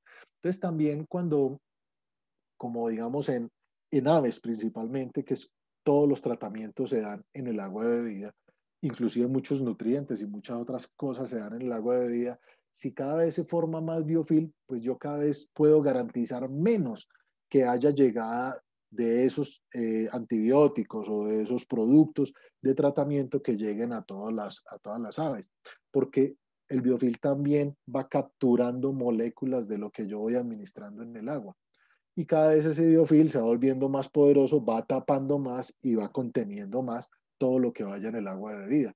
Entonces es muy complicado porque a veces los tratamientos no funcionan y resulta que el agua estaba tratada y estaba clorada y fuera de eso estaba bloqueado el cloro, se hizo todo bien, se mezcló el producto bien con el agua, sí, pero cuando lo dieron para que corriera por todo el sistema de agua, resulta que más de la mitad del producto se quedó en todas las tuberías adherido al biofil, las aves o los cerdos no recibieron lo que necesitaban recibir de medicamento y después el producto no sirvió o el tratamiento estuvo mal hecho y resulta que fue que las tuberías están casi o 100% taponadas. Listo. Hay algo importante, también hay que ver, como cada día se utilizan más el agua para llevarle productos o medicamentos a los animales, siempre se debe hacer limpieza de las tuberías después de dar un tratamiento en el agua de bebida. Esto tiene que ser una regla fundamental. Cada que yo hago un tratamiento del agua de bebida, después tengo que hacer limpieza de las tuberías. Y yo no les puedo decir limpieza en este momento con qué, porque todo depende de lo que ustedes estén utilizando. Y es muy importante que le pregunten a quienes le están vendiendo los productos. Bueno, yo aplico el producto, yo le doy el tratamiento, son 3 días, 5 días, es una semana. ¿Qué recomienda usted para este producto? ¿Cómo debo tratar mis tuberías o cómo limpiar las tuberías? O yo utilizo esto, este producto es el indicado, ustedes recomiendan uno mejor o qué recomiendan ustedes para poder eliminar la mayor parte de ese producto que quedó almacenado en las tuberías. Eso es muy importante. Entonces aquí empezamos a ver que el biofil no es un problema solo de la granja, sino que también de todos los que intervengan en suministro de alimentos o de medicamentos en el agua de vida. Todos tenemos que conocer de qué es lo que pasa con el biofil, porque captura muchos iones o moléculas de los productos que se echan. Entonces, este es el biofil ya en la vida real. Y aquí les traje 3 fotos. La de la izquierda es una tubería de PVC. La del medio es tubería de de hierro, en la literatura lo reporta como hierro colado, pero aquí se conoce como hierro galvanizado, tubería metálica. Y en la de la derecha, esta no es tubería, sino mangueras, porque también en muchas partes utilizan muchas mangueras, aquí se ven las fibritas pues de la manguera. La foto de las mangueras está muy oscura, pero esta tubería, esta foto de esta manguera está totalmente tapada. La del medio le queda muy poquito ya para taparse. Y esta tubería sí llama la atención porque es de un artículo donde ha habido en ese galpón, hubo tratamientos de productos en el agua de bebida y solo con tratamiento de productos del agua de bebida en un ciclo, mire lo que pasó con esas tuberías. Formaron un biofilm que tapó más de la mitad de la tubería. Entonces tenemos que tener muy en cuenta esto. La literatura también lo reporta y uno lo lee. Un biofilm de estas características o un biofilm de estas características o de esta característica de esta manguera no lo quita ningún producto. No hay poder humano que quite eso de ahí. ¿Qué toca hacer? Cambiar tuberías.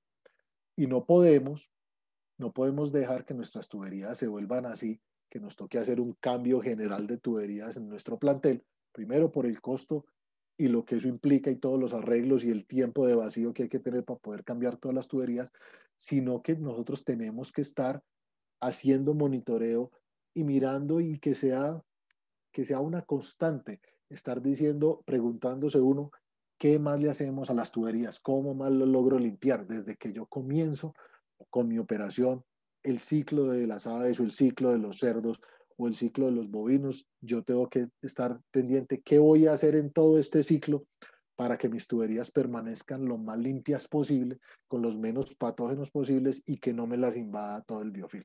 Hay muchos procedimientos, pero cuando llega a una granja donde nunca se han preocupado por el biofilm y uno llega y dice, listo, hay que cortar, entonces cortemos un tubo aquí, cortemos una manguera allí, cortemos otro tubo de allá, y nos damos cuenta de que todo está tapado, pues ahí no hay nada que hacer, ahí hay que cambiar tuberías, sí o sí.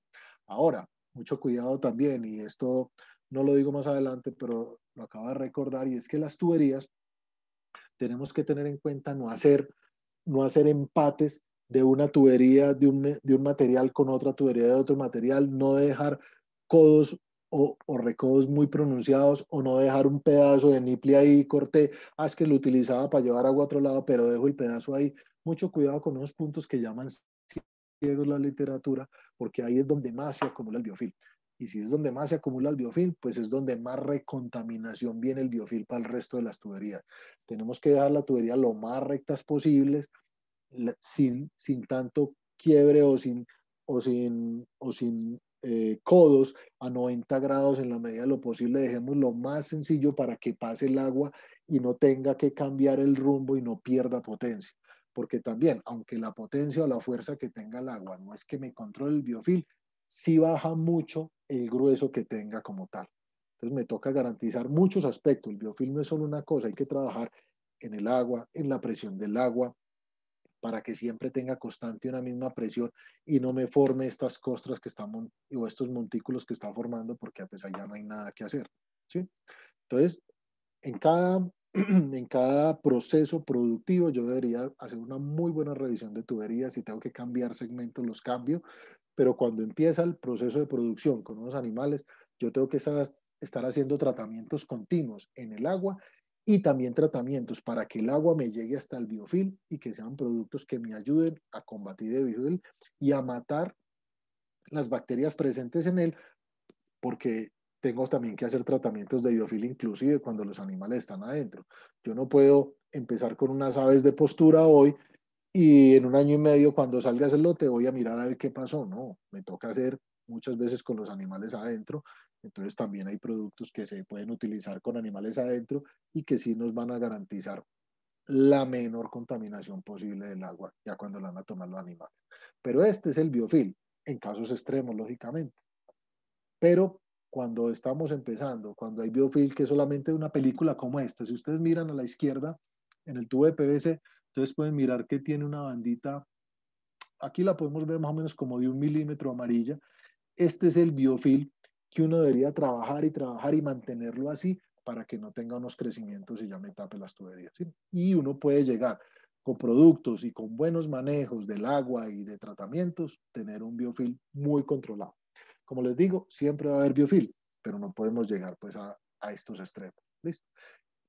Lo complicado es que esto da en las granjas y en nuestros planteles productivos con animales, pero también ocurre con las tuberías de nuestras casas y también ocurre con toda la red de distribución de agua de las ciudades.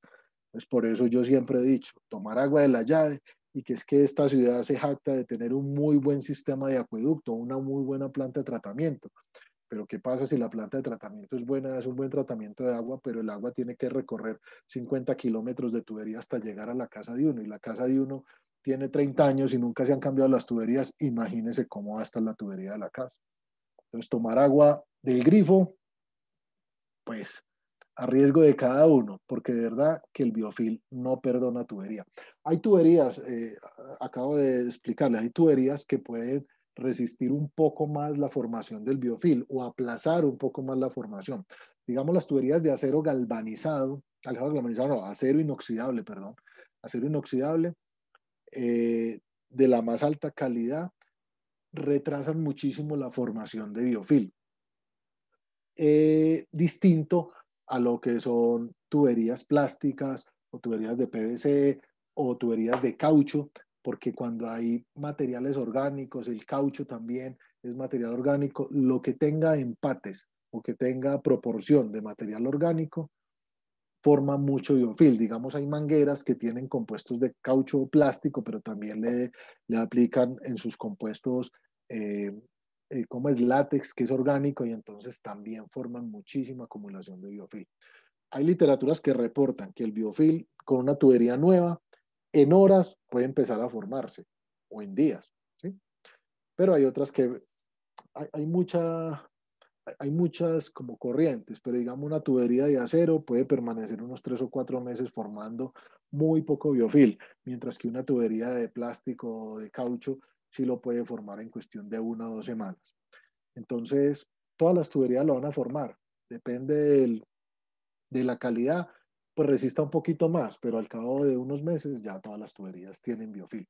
Y cuando son tuberías de la del centro, que este es de hierro, que es galvanizado, entonces todo, ahorita vamos a ver, el biofil también forma iones metálicos y forma azufre y forma productos de degradación que se pegan al metal y empiezan a causar corrosión, inclusive hasta el acero.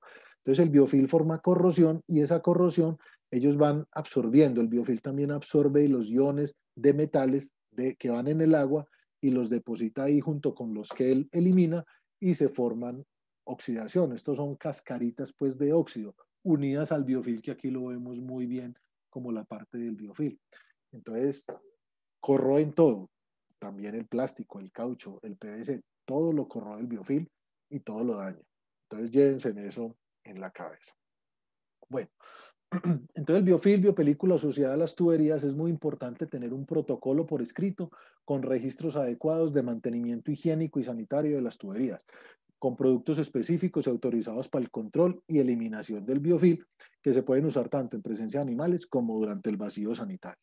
El biofil es sin lugar a dudas el mecanismo de supervivencia que han desarrollado los microorganismos para enfrentar las condiciones físicas adversas que predominan en las tuberías de todos los sistemas de distribución.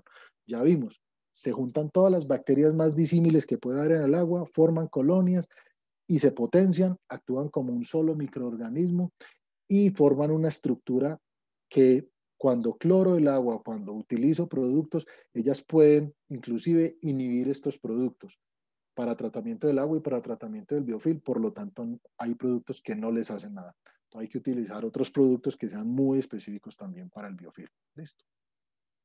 Bueno, eh, existen 4 criterios, según una investigación que hizo Rama y Martínez en el 2012, que se deben considerar a la hora de llevar a cabo la elección del desinfectante.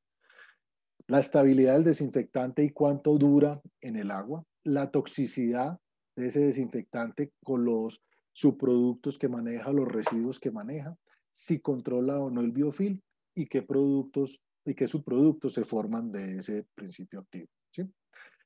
Eh, Aquí extracté de varias literaturas que se encuentran en el biofil comúnmente.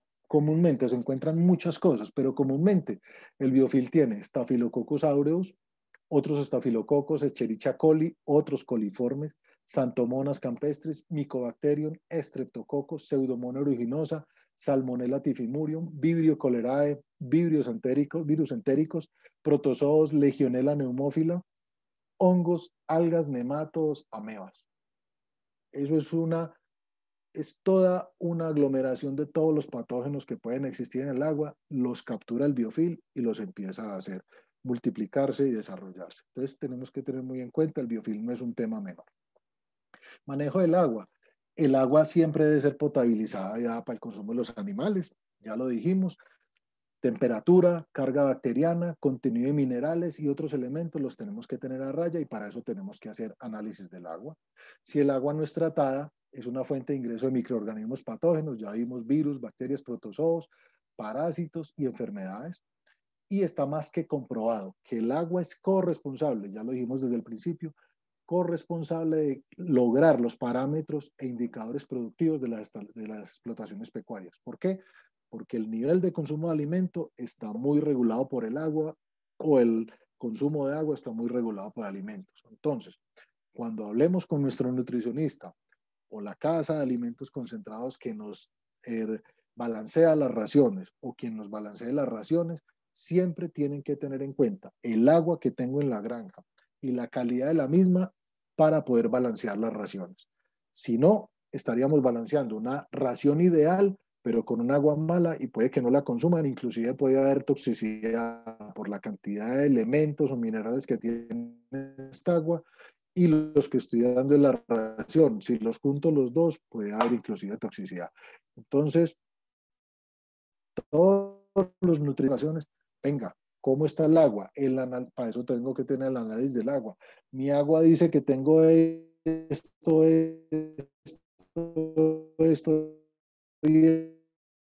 para que no vaya a haber ningún problema. Eso lo tenemos que manejar así. ¿Sí? Para gastar un agua tratada, un agua fresca, un agua limpia, libre de patógenos y que no tenga ninguna restricción para el consumo del agua. El análisis básico de las aguas es físico-químico, organoléptico, microbiológico.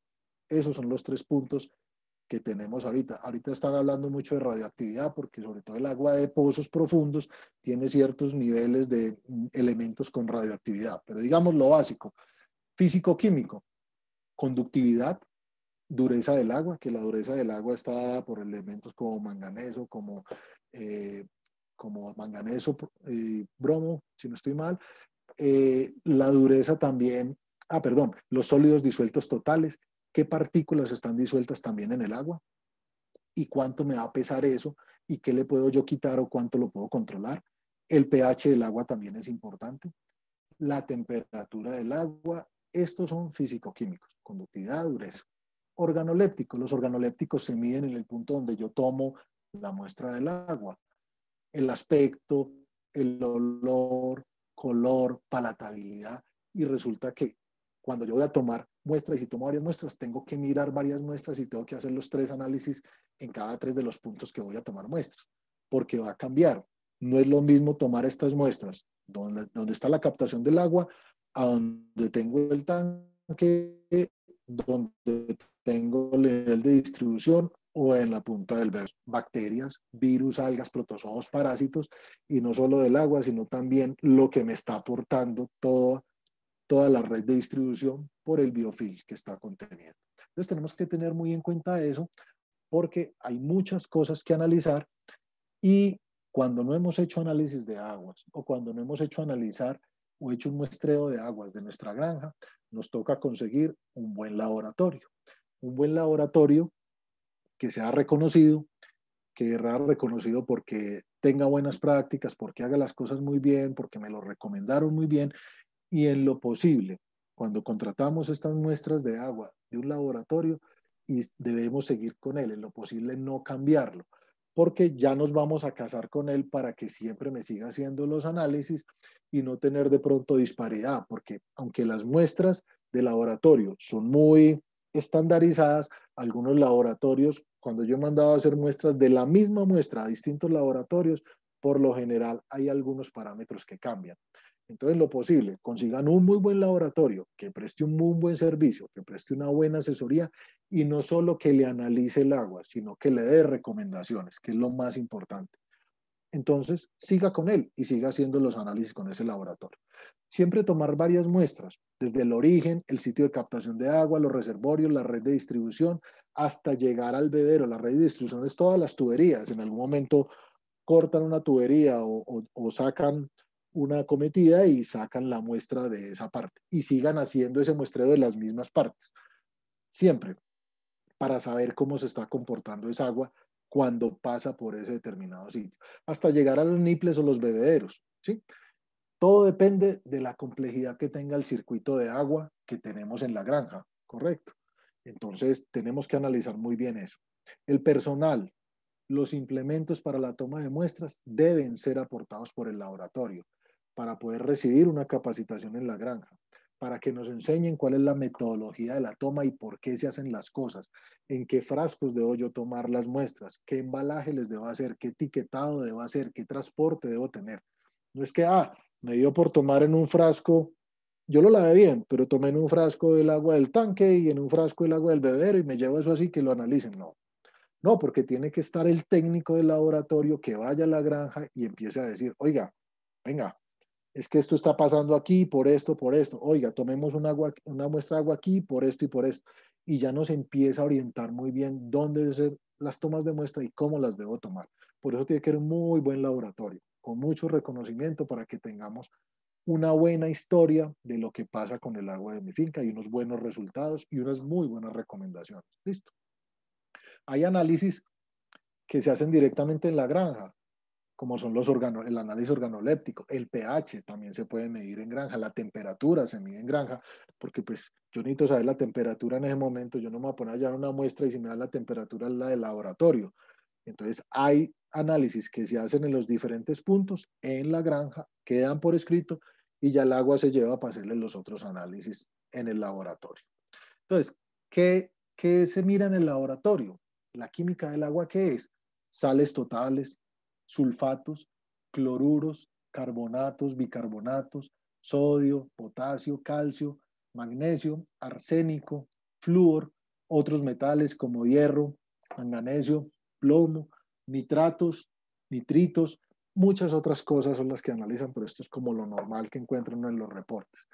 Y con base en este reporte y con base en estos niveles que me den esta química, es que tengo que sentarme con el nutricionista y decir, esto es lo que pasa con mi agua, cómo vamos a trabajar de aquí en adelante, cómo vamos a balancear raciones, qué debo hacer y también, lógicamente, qué voy a hacer yo con mi agua, qué tratamiento le voy a hacer, qué filtración le voy a hacer y qué tratamiento para tener un agua más adecuada para lo que necesito con mis animales. Listo. Entonces, es muy común que el agua tratada con cloro en la fuente o reservorio principal, a lo largo de la tubería o el circuito, el cloro pierda potencia y sea inactivado por materia orgánica presente en el agua y el biofilm de las tuberías. Para que se hagan una idea, cuando usted utilizando cloro total, la forma más básica de cloro, cloro libre, utilizo a 20 partes por millón en el tanque. Muchas veces ese tratamiento de cloro debe permanecer 15 minutos, 20 minutos o media hora, dependiendo pues, del agua. Después de eso, yo suelto el agua para que recorra todo mi circuito y llegue hasta el bebedero. Y muchas veces en el bebedero no alcanza a tener el 0.5 o una parte por millón, que es la que yo necesito para la alimentación de mis animales. Entonces, miren lo que se pierde. Después de pasar todo el circuito, la pérdida de cloro es impresionante. Eso también hay que tenerlo en cuenta y eso lo tenemos que revisar muy bien con el laboratorio que nos va a hacer todo el análisis de las muestras. La química del agua resultante de las muestras tomadas debe analizarse de acuerdo al tipo de explotación pecuaria que está manejando. Esto es muy importante porque no hay niveles de la química del agua absolutos para todo el mundo igual, no. Digamos, los bovinos son muy permisibles con las sales disueltas en el agua. De hecho, los bovinos hay que suplementarlos con sal. Entonces, esa agua me está dando una cantidad de sal fuera de la sal que yo estoy administrando con la ración o la sal que le doy, sal mineralizada. Pero lo que puede ser benéfico para ese bovino, que puede ser 5 o 8 gramos por litro, hasta 10 gramos en algunos casos se ha encontrado, pero es demasiado ya, 10 gramos por litro, póngale 5 gramos en lo normal en una ganadería que se puede encontrar. Si yo doy eso en aves o en cerdos, pues los voy a intoxicar. En aves o en cerdos puede ser 1, 2, de pronto hasta 3 gramos por litro. Entonces hay que mirar todo eso. Todo el tratamiento, el análisis de agua tiene que ser de acuerdo a mi tipo de explotación, el tipo de animales que yo manejo. No hay unos estándares para todos los animales, hay estándares para, son aves de postura, necesita que los parámetros no se desvíen de esto. Estos parámetros que están aquí en la tabla. Son pollos de engorde, estos parámetros. Son cerdos, son estos parámetros. Son bovinos, son estos parámetros. Entonces hay que mirar de acuerdo al tipo de explotación para poder mirar esta química del agua, cómo me está dando de acuerdo a los animales que yo estoy produciendo. ¿Listo? Los niveles máximos y mínimos permitidos de cada uno de los elementos químicos y los parámetros del agua se comparan con los requeridos por la especie animal con la que estoy trabajando. Bueno, entonces, ¿qué principios activos puede utilizar en agua para desinfectarla? Ya hemos visto en las otras charlas que hay 10 principios activos para tratar el agua. 10 grupos químicos para desinfección, pero solamente de estos 10 grupos de principios activos hay 3 con los que se desinfecta el agua. ¿Cuáles son?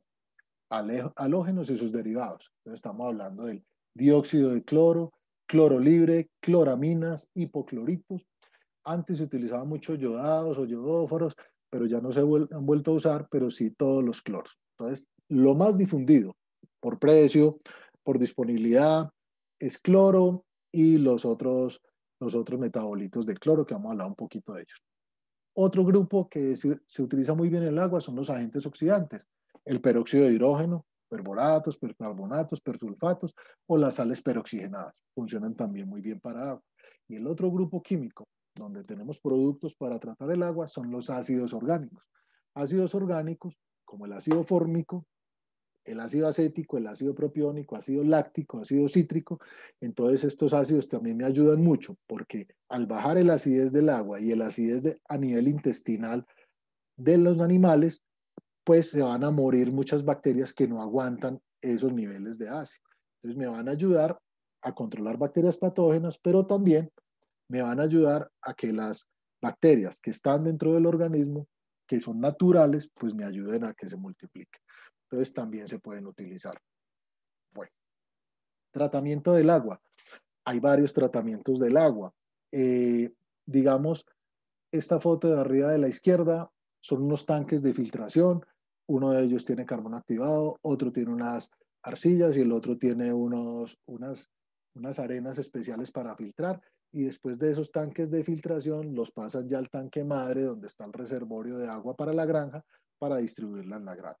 Esto es muy bien porque aquí le quito todos esos elementos que están floculando en el agua y dejo un agua a nivel óptico, un agua más limpia, un agua más pura y sin sedimentos flotando ni nada de eso. Y aquí vamos a llegar, me voy a adelantar un poquito para que hablemos de los 3 sistemas de desinfección. Y aquí hay un tanque a la derecha arriba, un tanque, este lo traía, era el que les dije cuando había que manejar la temperatura del agua. Este es un tanque que a pesar de que no está enterrado, pues sí es un tanque sobre la tierra, pero tiene un paso a otros tanques dentro de una estructura para que trate de airearse y trate de bajar la temperatura, y antes de darla para el consumo de todo el circuito se hace subir por una motobomba y se hace pasar por estas bandejas que son enfriadoras en el ambiente.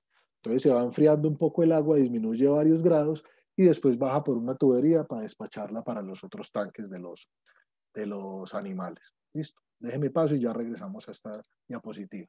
Entonces, tratamiento del agua. Puntos críticos a monitorear. La captación, ya vimos. Proceso de filtración después de captarla. Proceso de almacenamiento en el tanque principal. La red de distribución hay que revisarla muy bien hasta llegar a los bebederos, niples y hacer todo el proceso de desinfección en todos estos puntos. ¿Cuáles son los biocidas permitidos para el agua? Bueno, ya los vimos ahorita dentro de los grupos. Ahorita, ¿qué es lo más usado? El cloro es el más usado. El cloro es el más común de los productos usados. ¿Qué pasa con el cloro? Es que el cloro en presencia de materia orgánica, si el agua tiene materia orgánica, o las tuberías tienen biofil, el cloro no es capaz de penetrar esas tuberías, ese biofil, perdón, que está en las tuberías, y en presencia de materia orgánica se va degradando. Por lo tanto, lo que yo les decía, puede que yo trate mi tanque de almacenamiento con cloro, pero yo cuando lo suelto para que recorra todo el circuito y llegue hasta el bebedero, yo necesitando en el bebedero 0.5 o una parte por millón de cloro, ya muchas veces no marca. Entonces le está llegando un agua que salió del tanque principal, salió clorada, guardamos el tiempo, el cloro hizo su acción, pero después se contaminó a lo largo de toda la tubería por el biofil que hay. Entonces, unas, no sé, cloro para mí no es lo mejor, pero se sigue utilizando mucho y es porque se encuentra en todas partes, todos los almacenes venden el cloro, es muy barato, pero no es lo mejor. Después de eso tenemos los hipocloritos. Los hipocloritos pues ya son unos cloros mucho mejor, ya son unos metabolitos de cloro, funcionan mucho mejor. Hay que tener en cuenta que el clorito sódico, que es el principal, tiene que estar a una temperatura más o menos de 6,5, máximo 7 de pH. ¿Sí? Los hipocloritos funcionan bien a esa temperatura y cuando bajan a 6 o a 5, mucho mejor que el agua tenga ese pH porque va formando ácido hipocloroso y entonces funciona mucho mejor. El hipoclorito se degrada mucho con un pH altos y se degrada mucho con temperatura del agua. Entonces, si tengo temperaturas altas y tengo pHs altos, pues se va a perder la acción, ¿sí? Entonces, es complicado también de manejar. Hay hipoclorito cálcico, que es un hermano del hipoclorito sódico, más o menos funciona ¿qué? Funciona como el hipoclorito sódico, es el más utilizado, el hipoclorito cálcico es el más utilizado, eh, pero también quedan cortos en presencia del biofil, quedan cortos en presencia de materia orgánica, si son climas muy calientes o la temperatura del agua está muy caliente, se degradan y en presencia de materia orgánica también los degradan. El ácido tricloroisocianúrico es muy utilizado en la parte de bovinos porque vienen tabletas grandes, estas tabletas se disuelven en el agua, es fácil de manejar y funciona bien, pero es muy utilizado como les digo, en tanques de agua, pero para bovinos. No lo he visto mucho en porcicultura ni en avicultura. Y el dicloroisocianurato sódico, que digamos es de los metabolitos de cloro, como de los últimos que ha salido, el dicloroisocianurato sódico es muy bueno porque este cloro en presencia de materia orgánica trabaja bien, lo mismo que el anterior, el ácido triclorocianúrico. En presencia de materia orgánica funciona, no se degrada. Entonces, una ventaja sobre el hipoclorito y sobre el cloro. No se degrada. Y sobre todo el dicloroisocianurato sódico, cuando tiene presencia de bacterias o presencia de patógenos, él se va como renovando y va eliminando bacterias a medida que va funcionando. Entonces, digamos que tiene como una regeneración y va matando y vuelve y mata y mata. Entonces, funciona mucho mejor. Funciona muy bien para reservorios de agua, de todos modos también se usa mucho en la parte humana, en reservorios de agua para uso humano, funciona mucho, lo utilizan mucho, inclusive son tabletas que a veces venden en las droguerías, tableticas para porrones de 20 litros, en zonas muy lejanas donde no tienen buena agua, entonces pueden utilizarlo. Esos son los cloros. Pero ya tenemos que ver un capítulo aparte, el dióxido de cloro. El dióxido de cloro ya es otra cosa, es una nueva molécula. El dióxido de cloro ya es un producto que hay que utilizarlo. Para poder utilizarlo en las granjas necesito de un equipo especial. El dióxido de cloro forma un gas que se mezcla con el agua, pero no se hidroliza. Es un gas que está dentro del agua y funciona como una suspensión. Entonces yo no puedo comprar dióxido de cloro y llevarlo a la granja para aplicarlo al agua porque ya se me ha degradado o ya se ha evaporado. El dióxido de cloro yo tengo que generarlo por medio, me devuelvo, por medio de un equipo como este de abajo a la izquierda, ¿sí? Donde yo tengo que utilizar unas máquinas especiales con un cloro especial donde él me forma el gas y yo lo voy inyectando a la red de distribución del agua para que me vaya funcionando.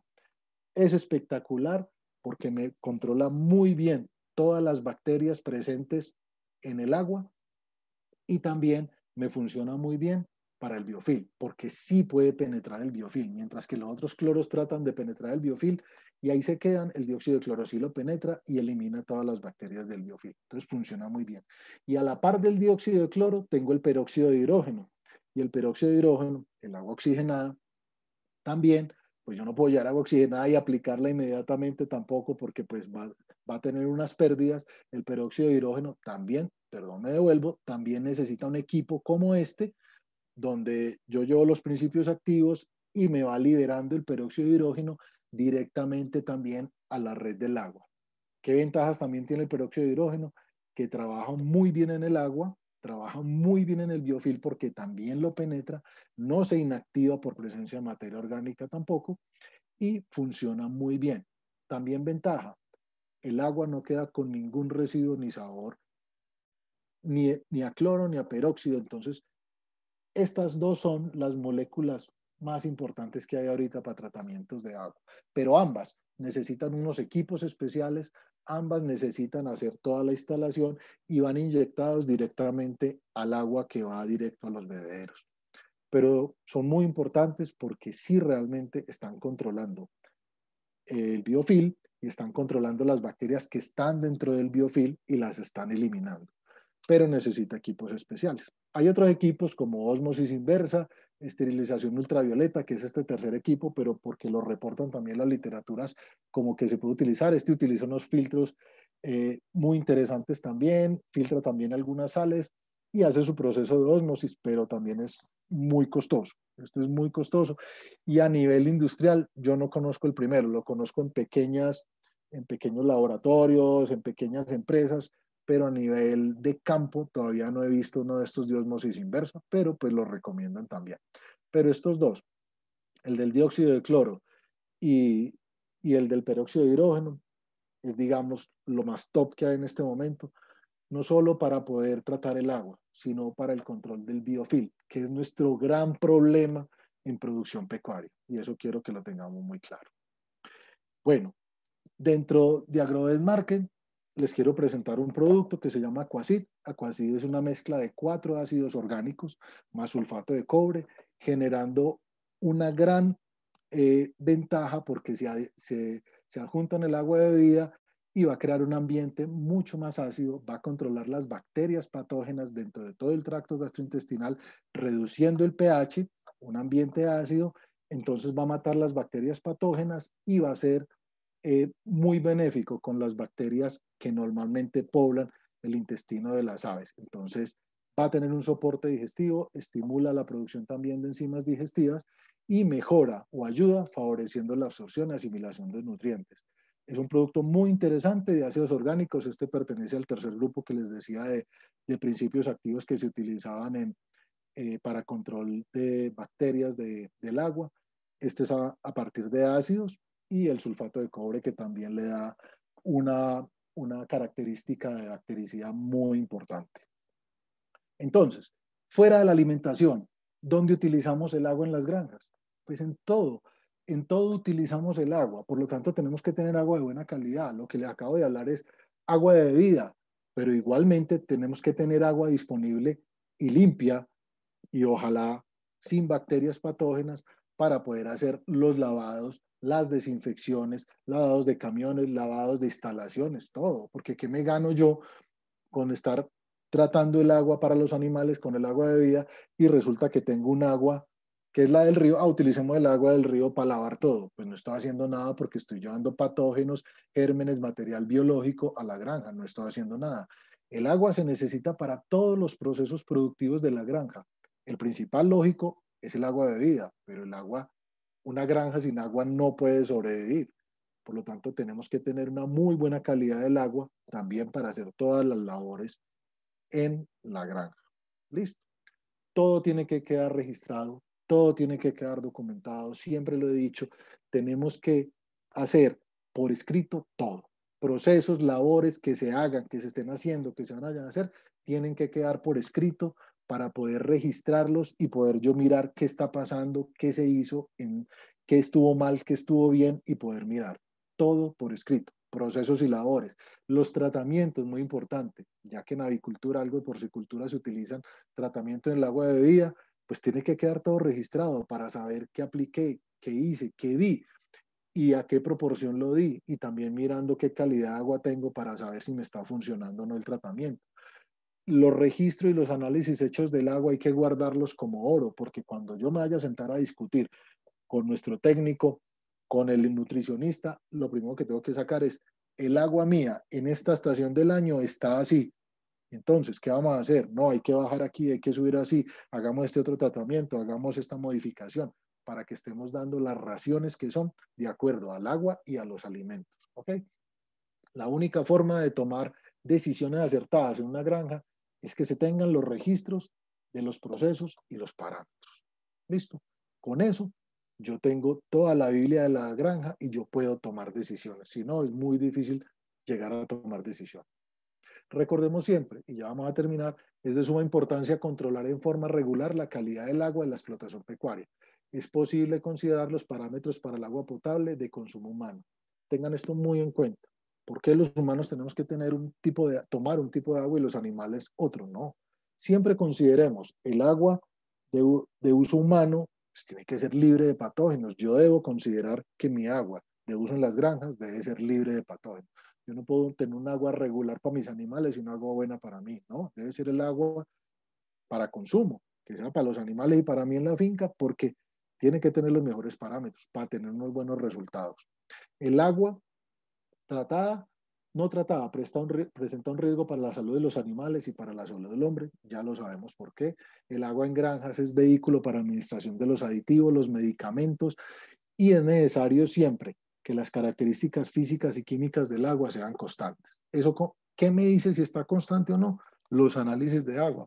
Por lo tanto, yo tengo que hacer análisis periódicos. Decirle que cada cuánto tengo que hacerlo, pues es lo que ustedes consideren.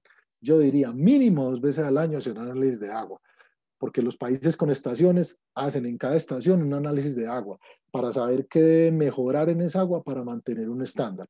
Aquí las estaciones son muy variables, aquí solamente tenemos calor o invierno, pero varía mucho. Entonces yo digo 2, 3 análisis del agua en el año, está bien, ojalá hagamos los 4, uno por trimestre, en lo posible, para poder medir qué está pasando con mi agua y hacer los correctivos en el camino del año.